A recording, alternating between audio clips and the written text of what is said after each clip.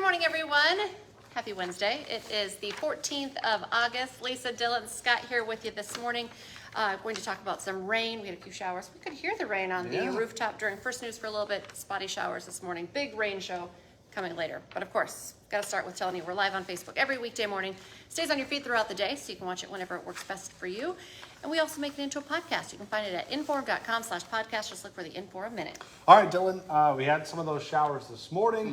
What are we looking like for the afternoon and tonight? Yeah, so this morning, just a couple of straight showers and really into the afternoon too. There could be a couple more, I guess, later on into the early afternoon, but really for most of us, the rain gets going later on into tonight, into tomorrow, and then a lot of rain throughout the day tomorrow. Moving on into Friday, a few morning showers, but I think by the afternoon we'll see some sunshine, and then from Friday through Monday it looks dry. Tuesday brings next chance of showers and showers. Okay, so scattered showers, but no severe weather? No severe weather, nope. Today, most of the day today will be dry, just cloudy. Like tomorrow is when we'll probably see, and even tonight, a lot of the rain. So, yeah, windy too, gusting to 30 miles an hour to the southeast. So it's breezy for sure. Breeze, not too bad. Did you know today was the first day of school for somebody?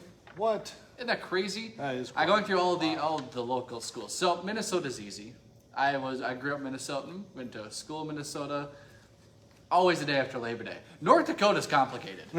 All over the It's place. not, like Montpelier, North Dakota, started today, August 14th. Now, if you start tomorrow, quite a few start any day next week. I mean, Monday, Tuesday, Wednesday, Thursday, or Friday. Like Minnesota, set. You start this day. The exception being Moorhead, of course. We don't like to be followers. We like to No, just be that is on for our sure. own. And that's fine. But man, me trying to make a graphic, trendsetters. it makes it nice and confusing. But it's early, August 14th. I think that that's blows super my early. mind. My children are in the West Fargo School District, and we start next Wednesday, the 21st, and I think that's early. Yeah. I think Fargo's after that, and typically West Fargo is closer to Labor Day weekend. But yeah, next week, so you're going to start getting. But 14th, that's early. I agree with you. It is. That time of year. If you have a school, you can send it to me. I'm trying to get a list together, so for First News over the next several weeks, I can put you on the TV. Okay. It's always cool. All right, Good. have a good Fun day. stuff. Thanks. Well, this morning we're learning about more charges against a man accused in an armed robbery in Grand Forks. The new charges are actually from a separate break-in that happened about an hour before the armed robbery. Ian Kramchuk is accused of breaking into a pawn shop on South Washington Street around 2:15 Monday morning. But now we know that at that's what we just learned. At about 3:30 is when police say Kramchuk tried robbing a gas station with a handgun. So all within a short amount of time. He is facing charges in both incidents. WDAY has learned the name of a man who was killed in a crash in northern Minnesota. The Minnesota State Patrol says a semi and a box truck ran into each other at a rural intersection about 7 miles southwest of Wool Road. 59-year-old Richard Hasbrook died in that accident. The man driving the semi and a child who was also riding along were hospitalized, but they are expected to be okay and recover. 2 people are in the hospital following a crash near Thief River Falls. A pickup and an SUV smashed into each other at the intersection on Highway 59, about 6 miles north of town. The pickup driver was taken to the hospital, but is expected to recover. There were 4 people in the SUV. 2 of them were kids. A young boy had to be taken to the hospital. Another road closure to tell you about this morning. A 4-block stretch of 14th Street North between 6th and 10th Avenue is closed off for utility work. That's near Robert Asp Elementary School. It's expected to last about 3 weeks. Today was the deadline for Churches United to raise $61,000 in order to pay its employees. They were able to do it with just hours to spare, but the financial crisis for the nonprofit is far from over.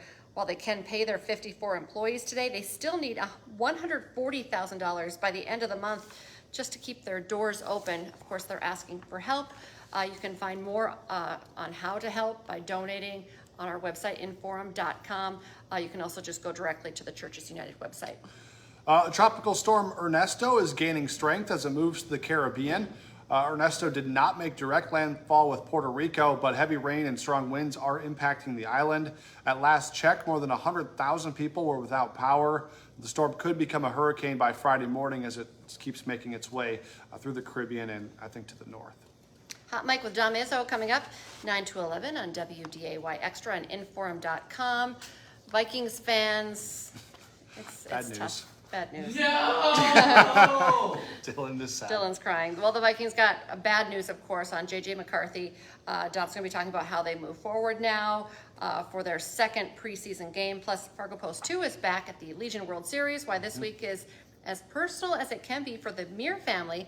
Hot Mike is on from 9 to 11 on WDAY Extra. And don't forget, for just 99 cents a month for your first 3 months, you can get an all-access pass to Inforum.com. Just go to Inforum.com/subscribe to get your deal.